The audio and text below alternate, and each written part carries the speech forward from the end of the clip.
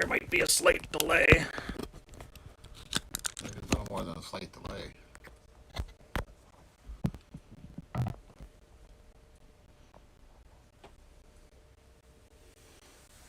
Okay. Oh, something reloaded. There we go. Hey, we are not in focus at all. And I guess we're going.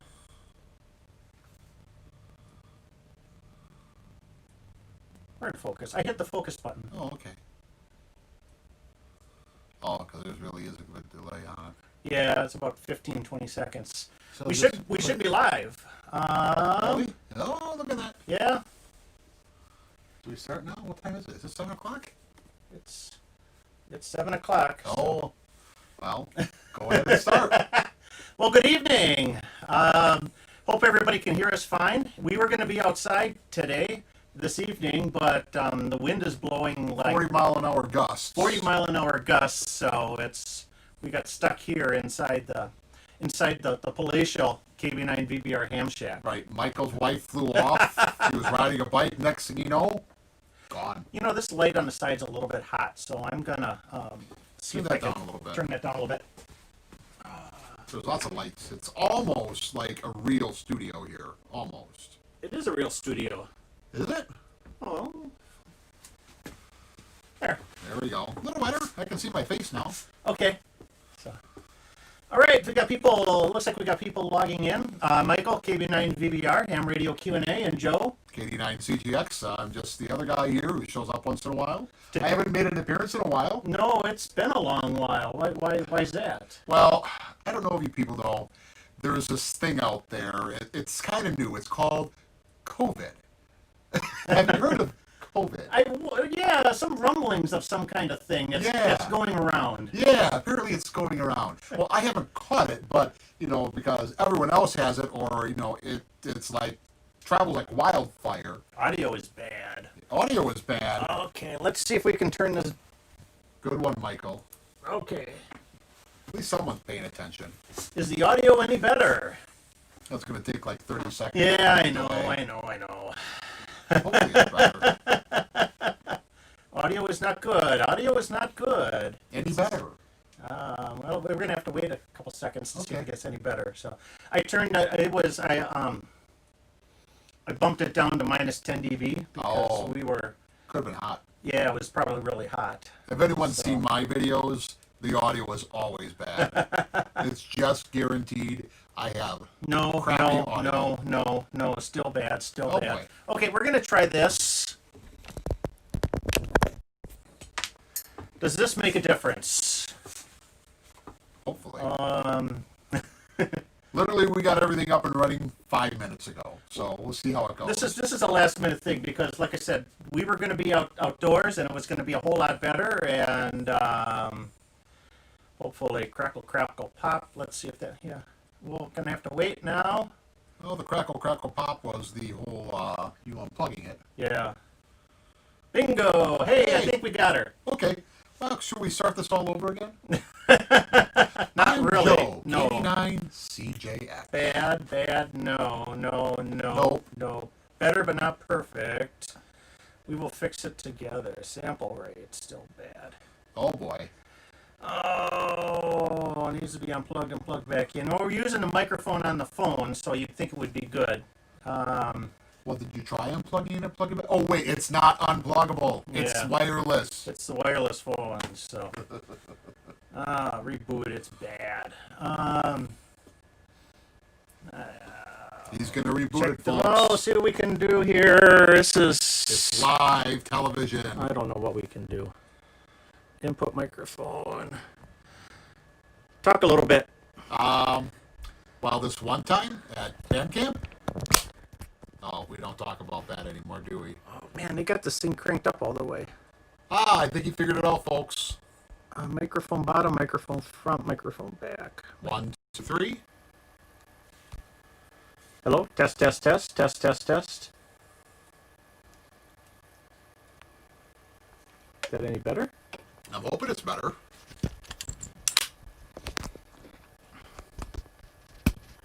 Let's see what they say on there. Yeah, we gotta wait. Audio's not good, some distortion. Well, it's... In case you haven't learned, I can't read very well. So I'm squinting at this laptop here trying to see what it says. No better. No better. You know what, guys? I really appreciate the constructive feedback you're all providing. More constructive feedback. It meets the audio, so... It's a touch better now. Touch better? Yeah, maybe crank it down. a little Okay, more. I did crank it down. I reconfigured, so... So hopefully it's Still like you're in a fishbowl, so... Oh, well, let me tell you something. We know a lot about fish bowls. This one time, it was National Parks on the Air. We found a place that served beverages. We ended up in a fish bowl. All right. Well, we got some questions coming in. I got a Yaesu VX6R. What's the easy way to program it? I think with the 6R, the easiest way is RT Systems, because I do not believe that Yaesu's got a No, ADMS for that radio. Well, they should, because the 6R is still... right. I would check RT Systems. Yeah. I mean, honestly, that's what I use for all my Asus. Mm-hmm. Well, I don't use it for the 3000, but the FT2, my FT8800, and the 891, not the 891, the 991. I have a lot of Yaesus. Yeah. I should have Yaesu right here. Yaesu, if you want to send me some free swag, I'll sponsor you. No, but I think I use it for just about everything. Yeah. On the Yaesu. So, and so it's 25 for the cable and it's 25 for the Pro software. Yeah. So $50. Otherwise, you can try Chirp maybe.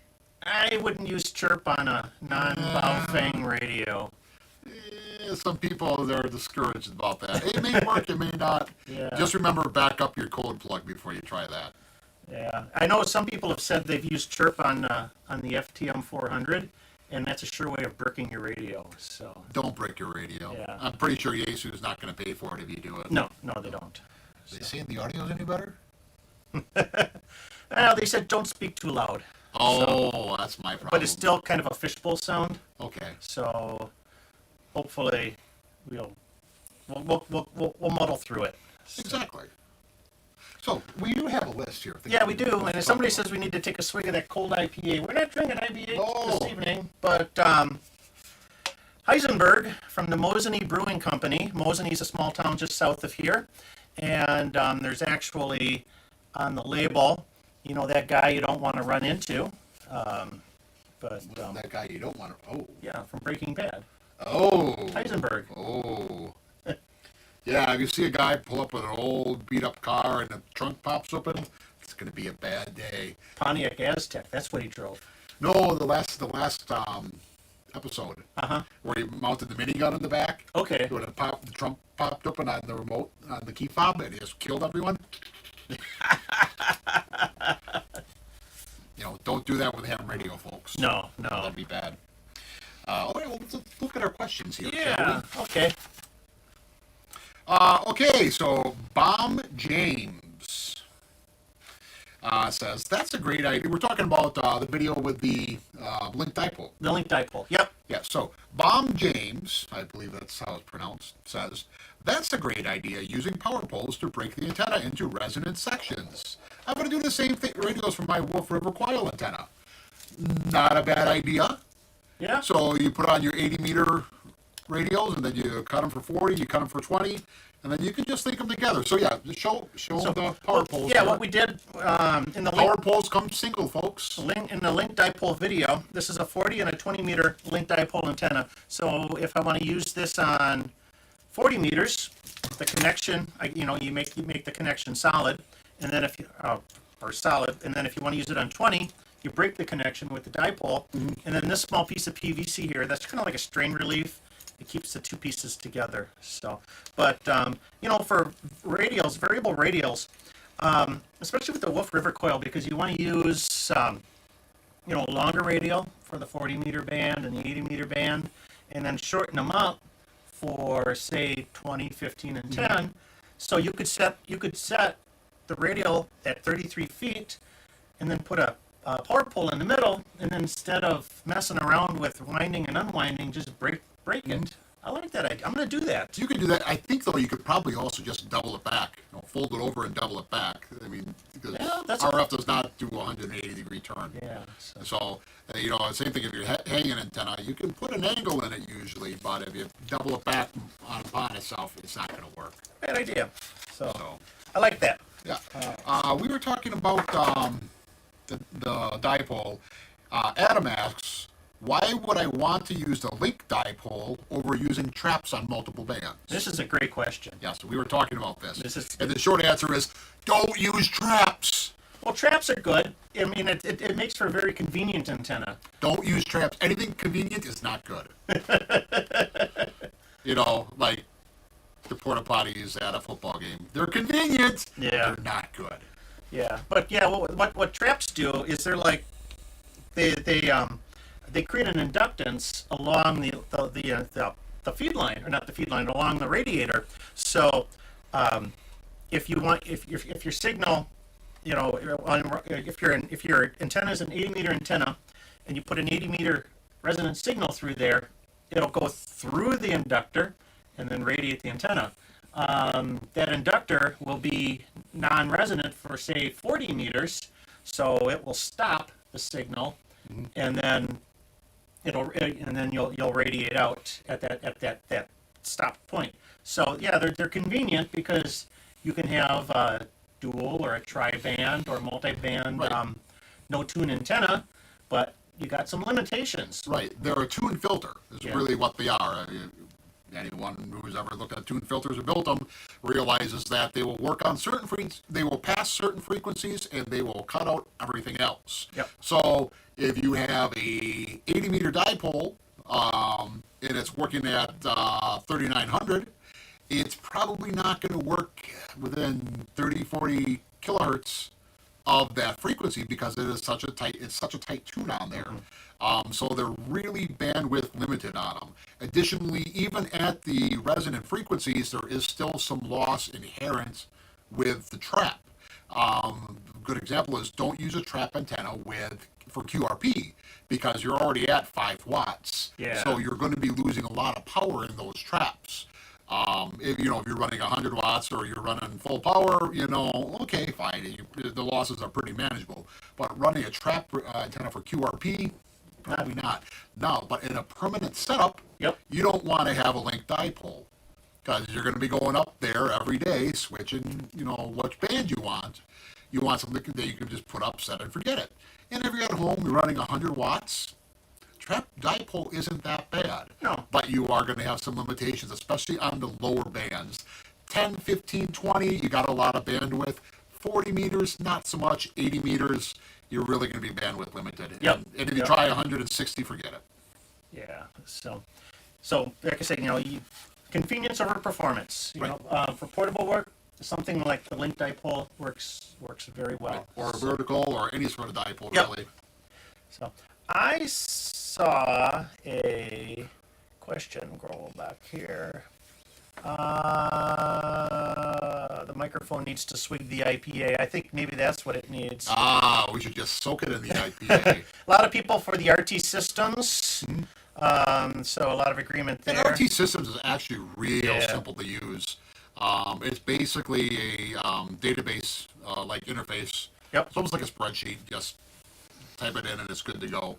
I've not had any problems with RT systems. And they're all compatible. If you program it for one radio, then you get the software for another rig. It's just cut and paste. So which is really nice. Exactly. RFDXer says, what is a good small brand or model of antenna rotor for a hamstick dipole? Hamstick dipoles? Right. Yeah.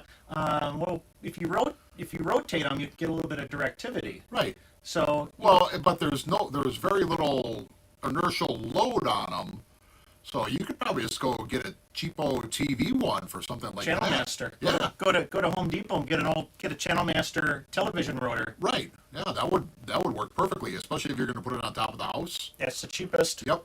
In fact, those will do like small Yagis. You can like a VHF U8, like a 2-meter cubicle quad. Yep. You know, they're light enough. So I wouldn't put a 40-meter beam on it, though. That ain't gonna work. anything. I think the biggest antenna I would probably do would be like a 6 meter 3 or 5 element. Yeah, I mean, they would handle a VHF television antenna, so I would assume they would handle a 6-meter beam. Yep. Not like a real long 6-meter beam, but if you have a 3 or 4 or 5 element, I think they would probably handle it. Yeah. So let's see. Aaron says, I'm new to ham, just got my license last month. Well, congratulations, Aaron. How did you get a test? I have a Yaesu FT3DR handheld, but looking to get a mobile. Which do you recommend? Also, which antenna should I get? Ooh. So, Mobile antennas, I stick one on. If it works, it works. I just don't get into mobile antennas. You know, like HF different. yeah. But like a 2-meter 441, just stick one on and go. Unless the wife is going to say you can't drill holes or do anything like that. I think the mobiles really depends on your budget. Yeah. If you really like your FT3DR, I'd go with the FTM 400. No, I was talking about the antennas. Oh, I was talking about antennas, yeah.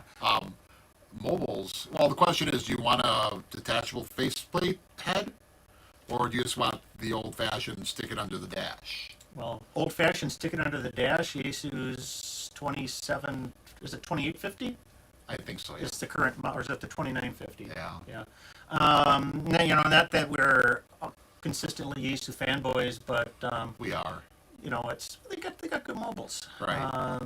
5100 for ICOM. ICOM 5100. Yep. That's the D-Star mobile. Yeah. That would be equivalent to the Yaesu's 400. Yep.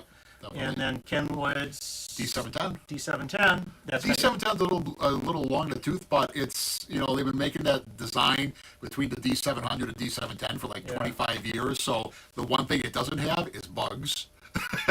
If you want to save money and go with just a monoband, Kenwood's TM281. That is a bulletproof radio. Yeah, it's mil-spec and everything. Yeah. If you were going to build a single band ham shack in a box, that's a great radio to have. This one's really nice. The TM281's got a front-facing speaker, so if you're going to mount that under your dash, you'll get great audio. Yeah, or on top of your dash with some Velcro, like we've all done at some point in time in our lives. So let's see. Okay, Nick says, questions regarding VHF, UHF in the attic. What sort of transmit-receive loss should I expect with an attic antenna versus the same height outdoors, and whether are types of antennas generally better in the attic? You know, with attic antennas, if you don't have a metal roof, and you don't have the Mylar vapor barrier, you can get by with just about anything that's going to fit in your attic. Yeah, it's not going to be too terrible, no. No, I don't think you'd even notice any losses. Right. But if you got a metal roof or Mylar, we've learned that you can actually use sheets of Mylar as an antenna. Someone did that at one of our field days one year. It works relatively well. It will conduct. But if you don't have anything like that, that's going to kill a signal. Put up, a fine J-pole antenna. I've got a lot of customers that put those in the roof. And they're HOA friendly. Yeah, if you got the space, it's a great option. HF antennas, that's going to be a different story because you're going to need a little bit of real estate. Yeah. Ham stick dipole, might be not a bad idea. They got those octaphone antennas now where you can have multiple ham sticks off the base. Yeah, I've seen that. Chameleon, I think. Chameleon makes one. MFJ makes one too. That might not be a bad idea for something in the attic, low power. You don't want to run a lot of, because you're still inside the house. You want to be kind of cognizant of running power. Yeah, you can probably get away with 50 watts. 50 watts or so, yeah. Don't run that Henry 2K amp. FT8, I'd probably stay under, around 20, 30 watts. Yeah. So, audio's still driving me nuts. I apologize for the audio. I don't know what we can do besides totally. We should hire someone who has a degree in video editing. Yeah. Yeah. I can find that person. I don't know. I learned cut and film. I did not learn all this newfangled stuff is. Newfangled. And thank you for watching Geriatric Q&A. Yeah. We had another question here not too long ago, or on one of the previous videos. Hold on here. Have you ever used a buddy pole or a buddy stick? I built a buddy stick Back in the day. back in the day. Oh, you built a buddy pole. No, buddy pole, not the buddy stick. I built the buddy pole. How'd that work? It worked great. 'Cause- Back then, we were at the top of the solar cycle. Right. And yeah, 20 meters, 40 meters, I Yeah. had great luck with it, 10 even. Yeah. But with homebrew antennas, it kind of fell apart because the whips were were fragile. Right. And I know the commercial one has got a lot better whips. Yeah. And it was all PVC, and it's in the garage rotting away. Yeah. But, the connectors broke eventually because they were just crimp connectors. And, Yeah. I have a buddy stick. yeah. The commercial, professionally made, and no insult to buddy pole and buddy stick.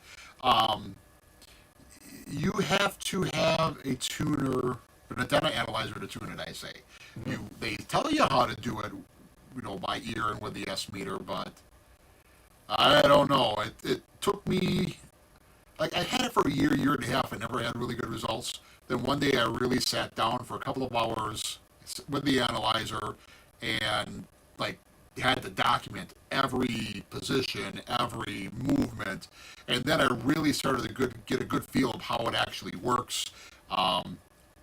I found if you bottom load the coil on 40 meters, it works a little better. You get a little more bandwidth. If you center load on 20 meters and up, it works better for those bands. Getting your length of your counterpoise is real critical. It's literally half an unwind off the kite string winder can make a difference between having a really good tune and a really bad tune. But I think the difference between the buddy stick and something like the Wolf River coil is the buddy stick is much narrower coil. Yeah. It's a little thicker, but it's a smaller coil, so it's got a higher Q.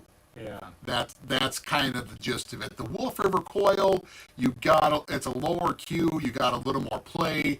You'll find that you can tune a wet noodle on a Wolf River coil. That makes a difference. Yeah. Yeah. So let's see. Okay. If this was Parks on the Air, we'd say that you're 5'9", so keep it up. Everybody's 5'9" in the contest. Hey.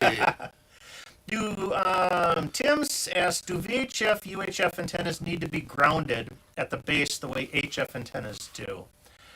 Not necessarily. They doesn't need to be. I think with grounded. most VHF, UHF antennas, the grounding is more for lightning protection Right. than anything else. And realistically, you can do your lightning protection at the point where it enters your house or your shack. Like, we don't have to ground a J pole. In fact, it's kind of sort of made not to be grounded. Well, it's a half wave antenna, so Right. you're at DC ground at the feed point, and Right, there's no kind of advantage to. right. But for lightning protection or to dissipate static electricity as wind builds up, you kind of have to have something. So Yeah. usually as it enters the house, you have some sort of a lightning arrestor, or the coax is bonded to ground there, Yep. and then that's your protection for grounding. But VHF, UHF, in the essence, it doesn't have to be grounded, because realistically, when you're in a car, it's not grounded. It's bonded to the chassis of the car, but it's not. That creates a bit of a ground plane for you. Yeah, it creates the ground plane, but I guess the bigger term to say is grounded is a very loose term. Yes. Yeah. That's the best way to say it. All right. Let's see. There's some chatting back and forth about TV antenna rotors, so evidently that's a good option. The one crazy Nordlander says, I would think so. Some of those full-size all-channel VHF, UHF TV antennas are huge and heavy, so Right. that's one of those. The old Radio Shack 90-mile fringe area antenna it's a beast, and yeah. those Channel Master rotors will turn them. Yeah, and they work for 40 years, so they're made they're made so you don't ever have to go back up on your roof again. Yeah. At least the old ones were. I don't know about the new ones, but the last time I saw a Channel Master rotor was probably 30 years ago. I think they still make them. I'm sure they do. So. Okay, let me see. Why don't we pick another one from the list here while I sort Well, of. why don't we talk about the hot topic du jour? Oh, gee, yeah. Let's. Oh, Everybody's been waiting for this. yeah. Money, money, money! I'm gonna need a Money! sip of beer. Yeah, why don't you go get another beer and I'll read from the script. Wait, no, you have another beer over there. I'm already ready. We came prepared tonight. 2 beers. So let's talk about what the FCC has proposed. It's not even really a proposal. It's pretty much It's a done. I'm not going to say it's a done deal, but it's going to happen It's going to happen. because it's not really the FCC. So the FCC is reinstating license fees for amateur radio. This is a turnaround from what we've seen in the past couple of years, where the FCC has said for GMRS and for vanity calls, it costs more money to process the fee than it does to actually make it. So a GMRS is what, $70? It used to be 70, and they dropped it to 50. Right. But it costs more to process that by the government than what they're actually bringing in. So actually, they're losing money taking your money. Only the federal government can do that, folks. No, it's magic. That's the way government works. So the FCC is proposing for upgrades, new licenses, and for vanity calls And renewals. and renewals, $50. Yep. $50. There's a couple of interesting things to discuss here. I think the first is anyone who does public service in areas for free for the government should be kind of upset about that. We're putting our stations at the use of the government, local governments, emergency management, whatnot, whether you're doing the weather net and spotting or you're doing the hurricane net, you're helping local or national or federal government with their jobs. Well, and what the? Yeah. Oh, yeah. I totally agree. And they're charging us for it. Now, other side of that, though, is not everyone does that kind of stuff, so I get that. What the feds are saying is that we would be paying, that the $50 is the cost of processing the application, the renewal application or the new license. This is a figure is what our costs are to put that, to put that info into the database and to maintain the database. They are waiving the annual regulatory fees that broadcasters would normally pay because of whatever reasons ham radio is a non-commercial or a public service Right. or an experimental service, depending on how you want to phrase it. But Yeah. so they say that $50 is because that's what it costs us to maintain the database. I don't know. I don't know that, but let's also look at ham radio. So the FCC over the past 10 years has cut their field staff down to Nil. none. Probably nil. And so what has amateur radio and specifically the ARRL put together? They revamped the official observer program, created the volunteer monitor program, and we're policing ourselves. We have our own police that we're taking care of. They're not getting paid for that. No. And the other thing I'm trying to think of here is the logistics of actually collecting an additional $50 at a test session. I think what will happen is that you're going to have to, the applicant will pass the test, Pay their $15 to the VE. pay the 50 to the VE, and then they'll get a notice from the FCC that before we can grant your license, you got to go online and pay. Right. So next question: if you come out with a brand new upgrade to general or a brand new upgrade to extra, and you have that CSCE, can you operate That's a good with question. that without paying the $50? Because you're going to have to wait 2 weeks. And I'm not going to throw a VEC under the bus here, but applications get lost. Yeah. They get sent off, either they get sent off to Connecticut for the ARRL or W5YI or one of the other ones. It's possible that one of these gets lost. So you could be sitting there waiting for your bill for $50 from the FCC, and never get it. It's frustrating, and I think it's going to cause a big burden on those VECs that come up with ways to assure that everything works smoothly, and I'm afraid that it's going to cause more hassles than what it's worth. Yeah. But that's my 2 cents. No, And if I see a black van with a bunch of antennas parked out in front of my house, I know the FCC would be listening then. All right. Let's see. Yeah, we got just to get some feedback. I'm fine with paying fees if it lets us continue and support the hobby. Ensures it's continually supported. Oh, So oh, why oh, not? no. Nothing more truer has been said on YouTube. Bacon is good. There you go. Ooh.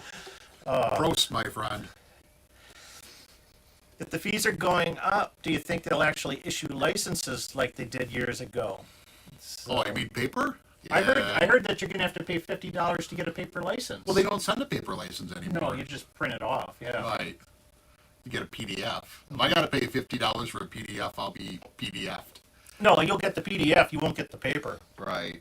I wish they'd bring back the extra class license. Gets the big ornate license that they used to do 30, 40 years ago. Oh, gee. I think they should at least do that. You know what? If we paid $150 to upgrade from tech general to extra, at least give us a shingle. There you go. Like your dentist has. Oh, yeah. I- Well, the dentist charges a lot more. Yeah. Too. Let's see. I don't know. It's no fee for under 18. Remove the barriers for the young generations. Yeah, and I think that's the thing too. Is you Yeah. know, kids don't necessarily have the means to get $50. Yeah, parents could help them out and stuff too. But if you're really trying to foster youth to get into amateur radio, this isn't a way to do it. Yeah. So, And let's also say this: we're not going to see any expanded services from the FCC with No. this. Not at No. all. so, yeah. More money to up our limit to 2,000 watts. Well, there you go. But really, that's not even an S unit for 1,500. So. Yeah. Yeah. So, yeah, I don't know. I guess right now we're at the point. Well, Preston says my dentist is a ham. So, We have a ham in Wausau that's a dentist. Yeah. Yep. Very, yeah. The comment period has started. So, who knows when this is going to happen? Right. It could be 6 months. It could be a year. Right. The comment period has started. So, Is it 45 or 60 days? it's at least 6. It'll be at least 60. 60 days. Well, they haven't specified the deadline yet because the notice hasn't been published in the Federal Register. So it has to be published in the Federal Register, and then that officially starts the comment period, even though the window is unofficially opened. Right. So, and I think it might, I don't know, 45 or 60 days. And then from there, then the FCC will take all that information and digest it and then spew out the notice of rulemaking. Right. Another thing to consider, though, that the reason why this is happening is because Congress made an act. And that's the second thing I was going to say. Yeah. There was a law passed in 2018, The Ray Baum Act. Ray Baum Act, that says that the FCC must charge the cost of providing services, and you see that in government all around. It's we don't want to add taxes to things, so we add fees. Right. It's Which is a tax. which is a tax. It costs money to collect your garbage. So do you want us to raise your taxes, or do you want to pay a fee for Right. the garbage can? Can I write what can I write off for my federal taxes is all I want. Yeah. So that's what it all boils down to. That in order for the FCC to make budget, they have to make money. Right. And I think realistically, we need to be, if you are adamantly against this or you have strong feelings about this, definitely comment to the FCC. Also, write your senators and congressmen. Yeah. Because realistically, without Congress changing anything, it's probably going to fall on deaf ears of the FCC. Probably You know. because their hands are tied. Right. And of course, all of our congressmen and senators will be listening in the next 2.5 months. Yeah. So all right. I don't know. We're about the halfway point. So we got another question on the list. Oh, we're over here. I don't know what that pile of paper is, but we're Well, I over think here. that's probably notes from something on the air. We should probably talk about where we're at subscriber-wise. That's a good point. Because the last time we did this, we were at 30,000. It was a 30. Was it a 25,000? 20,000. 20,000, and we missed 30,000 because of this thing called COVID. Yeah. I don't know if you've heard of it or not. It's going around. They say it's going around. Some subscribers are going around too. Yeah. But you're at 30. We're just under the cusp of There 35,000. you go. I looked this morning, it's 34,800 subscribers. Tell your friends, tell your parents. So thank you everybody for subscribing to the channel and helping us grow. I really appreciate that. Keeping Michael employed. Yeah, it's helping. We're trying to pay the bills. And talking about paying the bills, we do have a new feature which I mentioned this a couple months ago, and the Patreon feature is now active. So if you want to support this channel and help bring new features, new ideas, new stuff to Ham Radio Q&A, you can support us on Patreon. We like support. And that'll do a few things. Number one, it helps pay the bills, but also We get working microphones. we get working microphones. Maybe a little bit better tech for these live events. Closed captioning is something that I always want to offer, but it costs money. It costs $1.50 a minute to close caption a video. So Patreon can help support that. Better audio. We talk about better audio. I can afford some better music for the. What's wrong with the music? I mean, you've been using the same song for the past 10 years. Yeah. Upgrade, equipment upgrades, things like that. If you want to, if you've noticed in the past, I haven't been accepting product reviews from a lot of manufacturers. Well, mainly because the only manufacturers that want to send me stuff are the Chinese handheld radio guys, and I'm tired of doing those videos. But it'll help us get some of that equipment in. You know what we could do? We could blow a couple of them up. I suppose. If you support us on Patreon, we'll have a Patreon-only movie of us blowing up Balfangs. There you go. Exclusive content that it may only be found there. And everybody that joins in the next 30 days, you're going to get a discount off my website. So a little bit of an incentive there. Because we all need new antennas before winter. Yep. So All right, going back to the questions. Let's see here. We talked about that one. All right, I'm going to read this one, and I'm going to read it as is, not to make fun of someone, but I'm just going to read it as is so I understand the question correctly. all right. Well, why don't we get into that? Andy here, he just gave us a super chat. So Hey! thanks, Andy. And optimum height for an end-fed half wave, and would you choose an all-band vertical or the end-fed half wave? Well, I have a end-fed And- random. Now, the rule with end-feds is if it doesn't work, add more wire. I added more wire. I got like 150 feet in the air. I don't know where the other end of it is. It's like in a creek someplace, but it works. It works really good. Quarter wave though. But which band? Yeah, lowest Lowest band. Lowest band. Yeah. What's that? We put that Chameleon 3 in the monastery. How long was that? Was like 130 feet. Yes, it was 125, 130 feet long, and I think we had it at the highest point was about 30 feet in the air. Yeah. Because it was up a little bit on the monastery wall, but then there was a building or a part of the building right under that, and then there was another like 15 feet down below that. So it was about 30 feet in the air 30 feet. Yeah. when it really got out there. So, I mean, really higher is better. Nice thing about end-fed is that you can kind of get them in almost any sort of like real estate situation other than like an HOA. You know, if you got put a little bit of a dog leg in it, or if it's got to go one way and another, you can usually fit them in there. So yeah, you know, if it's a 40-meter end-fed, if you can get it a quarter wavelength above that, so 10 meters, 30 feet, that would be. Yeah. If it's now, though, if it's lower, it's going to be more NVIS, and it's going to shoot up, and then you may have better luck locally or within a couple 100-mile radius than you would for DX. I think I would try first. Height-wise, I'd probably try 30 feet, which would be 10 meters. Would be a good starting point. Now, the second half of the question was, would you go at all band vertical or in halfway or an in-fed? I have both. It depends on the situation. Yeah. Verticals can be a little bit quieter.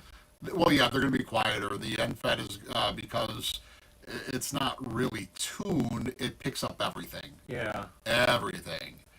So if you have RFI issues, an NFET antenna is probably not going to help. A vertical, all band vertical, usually has traps or coils or something, so you kind of get that trap issue. Yeah. But because they are resonant tuned circuits, you should be able to negate some noise issues. The other thing too is with a NFED, how you hang it is really going to depend on how the or how it's going to propagate out. And just remember, because you may have really good DX on 10 and 15, it may be very envious for 40 and 80. Down at the bottom, yeah, and that's because that's the height issue, Right, working against you. yeah. But on the other hand, though, I've used NFET antenna for 5 years, and I've worked the world on it. So, but I have a vertical too, and I've made some great contacts on it. It really is your style of operating, what your budget is, and what you have for real estate. Yep, sounds good. So, but if you can, get both. all right. Do you want to hit a question then? Okay, yeah, then we're gonna read this one. I'm gonna read it as is. I bought a 10-meter dipole long wire center fed, and I want to put this long wire about 4 feet above the metal roof building. Is this a good idea or bad? Will it help with reflection? Well, it's going to reflect, but not in a good way. 4 feet above a roof, even if it's just the shingle of the roof, is not a great idea. Higher is better. And that 8 feet for a 10-meter antenna. Yeah. And then up from there. Right. So if you can get that over open ground, that's better than getting above the roof. I mean, it will still work. It's just not going to be a performer at all. All right. Let's see. Eric, I enjoy FT8 and have made a lot of DX contacts. However, it feels very automatic or passive. What are some other active digital modes that are more hands-on? PSK31? CW. CW. It's really hands-on, folks. But yeah, that's the thing. Since the FT8 modes came in, There's others that have gone really yeah, quiet. it's kind of gone the way of the dodo. But PSK is really that's keyboard to keyboard. Right. That was just like sitting down and having a rank check. Everything is free chat. RIDI is. Does people still do RTTY other than contests? 'Cause I haven't heard much. Yeah, it's really, I mean, don't get me wrong, there's people that still do it, but with the sun cycle as it is, it's, some of those other modes are kind of gone. I just don't want to kill them off. I don't want to say that. I think they're going to come back. I think everyone went to the JT modes because propagation was just awful the past couple of years. And what I always say is it's flavor of the day. People move on and rediscover some of the other ones. Right. Now, I've heard that there is supposed to be more of a keyboard-to-keyboard mode with the FT modes coming out. We'll see. But realistically... You could almost do that with FT4, how fast that goes. Try using it on Moon Bounce. See how that works. All right. Brian says, have an FT891 and a MAT30 tuner. When I go to tune, the tuner will not stay on. Have a bad rate at 4800 and then the external tuner in the menu. Any help would be grateful. So, it doesn't stay on. So it's probably, I think it sounds like the radio's not triggering the tuner. So, the ASUS, if you go in the menu, You gotta set the lamp mode because it's one of those settings you configure for like an amplifier. yes. So you can configure that. I think there's a couple different options, and I don't know what menu number it is, so please forgive me here. But one option is ATAS, that's for the ATAS 100 or 120 antenna. Yep. Then I think it's off, and then I think there's another one that they say manual. I'm not 100% sure. It's been a year or two since I've looked at that. But and what tuner was he using? He used a MT30. MAT30. It's DX Engineering sells them. They're Chinese tuners. Okay. They're pretty inexpensive, actually. They look like good tuners, but they're cheaper than a LDG. Oh, So, I like cheap. yeah.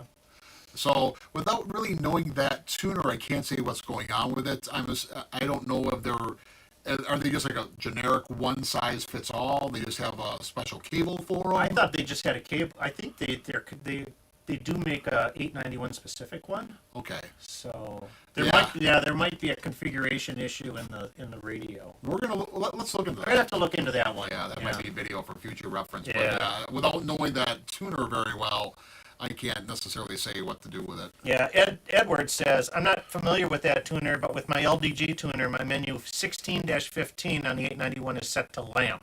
Yes, I love lamp. So that's... Come on, it's a good movie reference. It's lamp. I love lamp. I'm riding a furry tractor. So hopefully that helps. Yep, it sounds like it. All right. We've got... I don't know if we got any other questions here, but Benjamin says, I have one question for the discussion. The ARRL is supposed to be an advocacy group for our interests. Where the heck are they taking a stand on this? Oh, they're taking a stand. I think they're certainly taking a stand. They haven't said a whole lot publicly, Yeah. but they do have a full-time lobbyist in D.C. Yeah, I think it's one of those things where it's like the old guy in back. He's letting everyone say their thing, and then he's going to stand up and say something pretty loud. Yeah. But from what I've heard, the ARRL is not happy with this proposal. I think they've known about it for a while. Also, the ARRL has a new chief executive officer, I see, Just within the last week or the so. last couple days. So Yeah. that's a congrats to them, and hopefully they will put out something here pretty soon. In fact, I think they've already kind of sort of started their campaign. In a week or so, what you'll probably see is a web page. You know, it says pick your senator, pick your congressman, and it'll probably auto-generate a letter for them. Yeah. You know. So yeah, I think we haven't seen a whole lot right now, but I'm sure I've seen some behind the scenes stuff, some chatting, and Yeah. the wheels are in motion. Yeah. Not a section manager. Who's above a section manager? Just is it a district district. region? No, Division. area division manager. A division manager says no. The the ARRL is against this, and they will be releasing something. Yeah. I got that through pretty good sources. So Yeah. So Tim says, who typically uses a roofing filter, and what's the purpose? So roofing filters, they are used and transmit. to fix your roof. No. No. Okay. So, sideband, see if I remember this right, they help shape your audio so you stay within that. No, roofing filters are on the receive side. I thought it was on the transmit side. No, it's on the receive side. Okay. So, big picture. So, hi, I'm a radio antenna. I receive everything. Everything, okay? Let's just say, so you're looking out the side of a barn that's wide open, okay? A roofing filter is like putting walls on each side and you have a big barn door. So it cuts out a lot of this stuff. Usually a roofing filter is for a specific band. So the FTDX3000 has roofing filters. The roofing filter usually cuts anything outside of like 40 meters. It'll cut anything out of 80 meters or an 80 meter band. If you're on open general receive, your roofing filter doesn't actually work on the FTDX3000. But for specific bands, it will cut everything out of there, and you don't have those out of band frequencies mixing inside the IF stages of your receiver. Thus, you have a much cleaner receive. So if you can find a good radio with a good roofing filter, get one. Like the 3000 3000's is just phenomenal receive. It's like, oh, it's beautiful. It's like listening to the New York Philharmonic sometimes. Well, and the gold standard is, if you look at these older top-of-the-line rigs, crystal roofing filter. Yes, absolutely. I still, to this day, I will take mechanical filters over DSP. And that's a question on the extra exam, crystal lattice filters. That is, start studying to get that extra before they charge you $50. Yeah, there you They go. can't charge me if I already got the license. All right, well, we're getting close to the end, so We gotta talk about why don't we? Wisconsin Parks in the Air. Oh yeah. So we got a couple activations. Well, I got a couple activations planned for the month of September. There you go.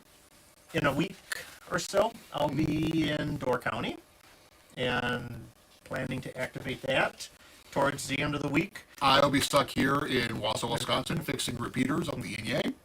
Towards the end of the month, we're going to head up north to the Shawamigan Bay of Lake Superior, and we're going to hopefully activate a brand new entity up there. Ooh, brand new entity. He says that like it's so professional. Oh, I know. We're dirty. But I don't want to know what you do with that little camper.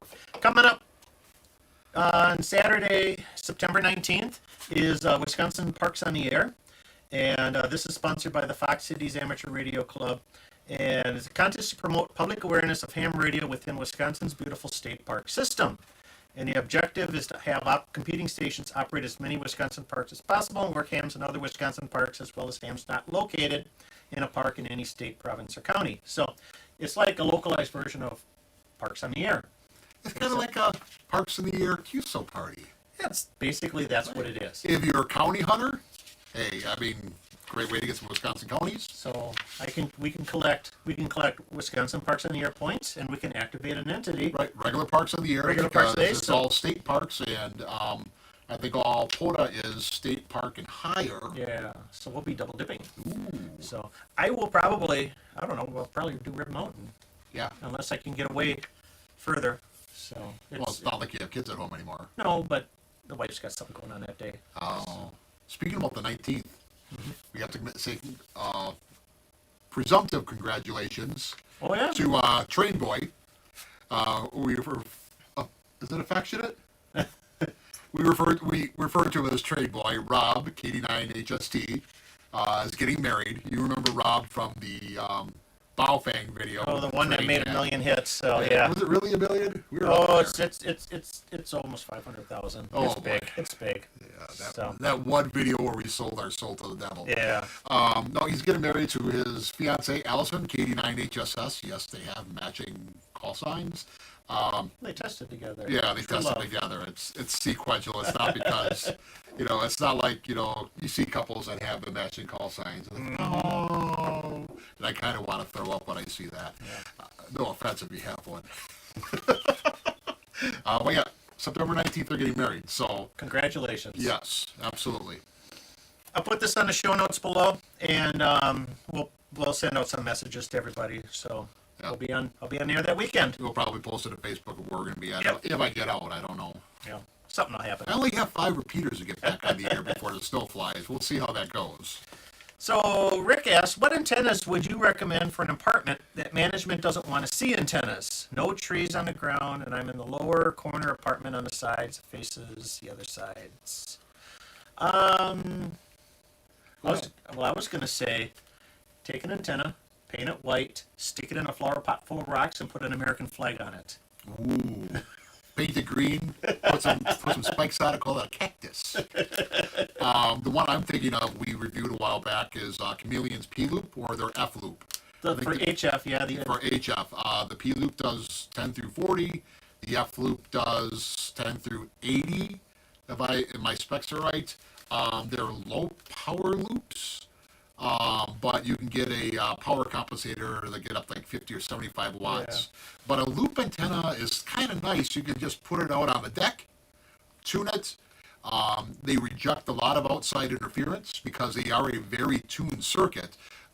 So it's kind of like a roofing filter. You're not going to get a lot of outside Yep. noise in there. And when you're done, you pack it up, you bring it inside. They take only a couple minutes to set up.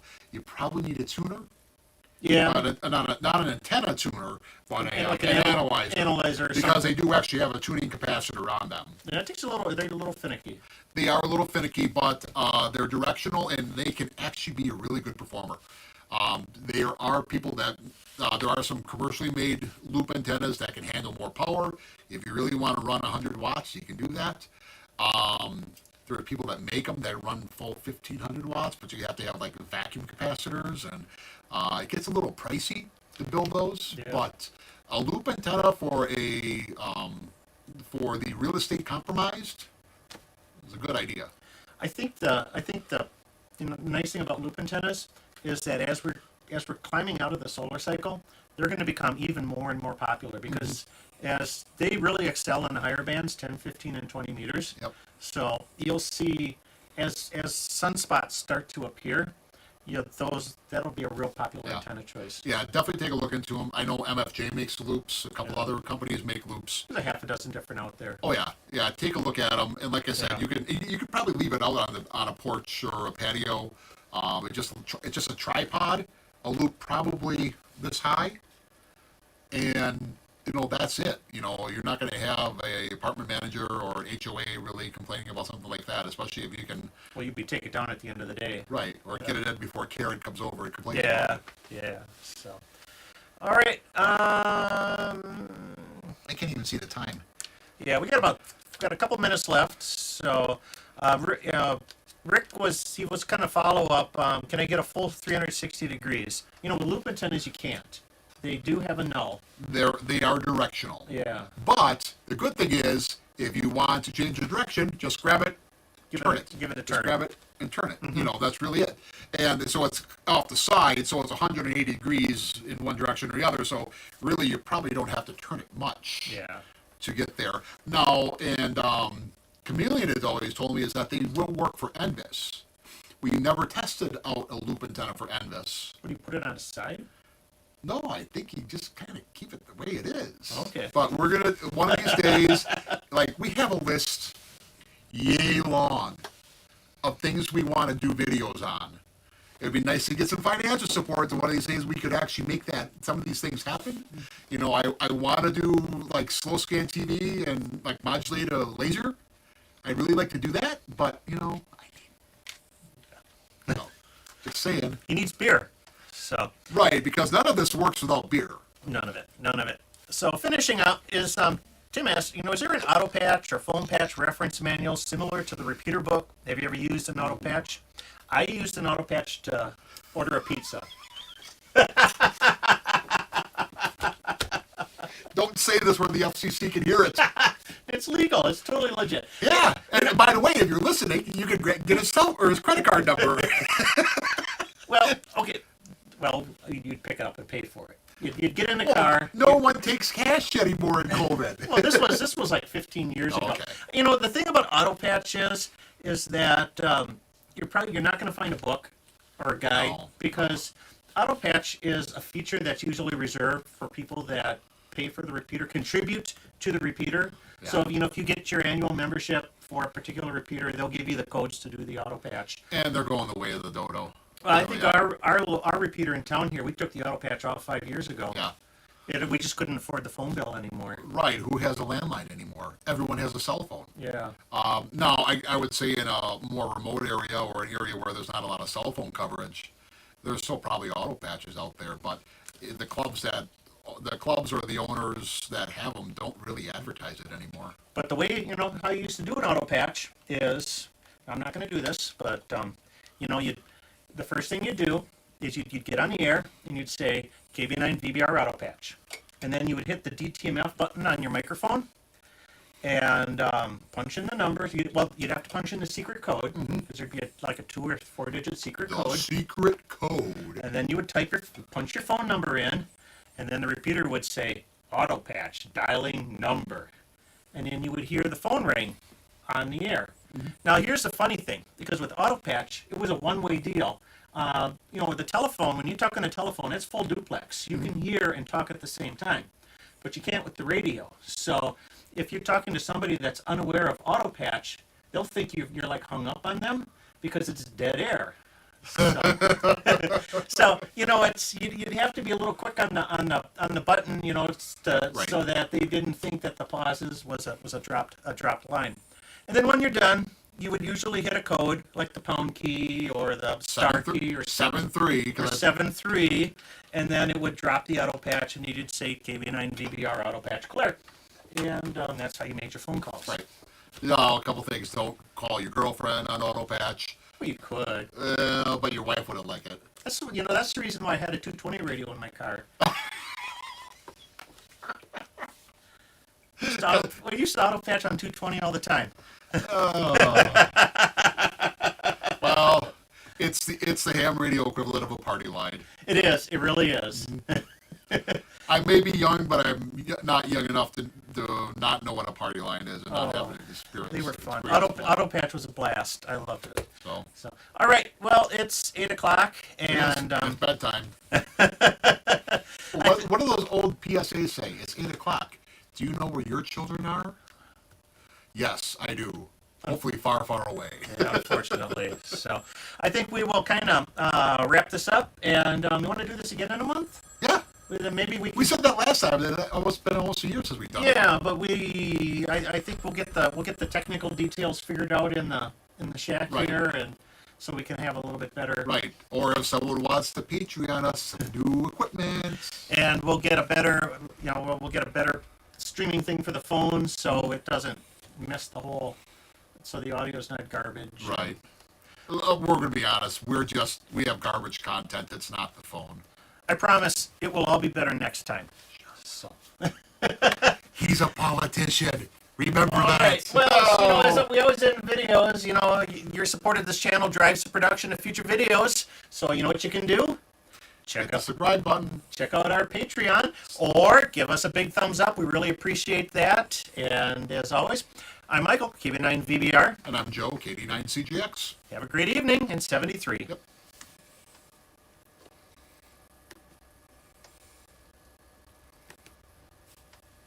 It's going to die.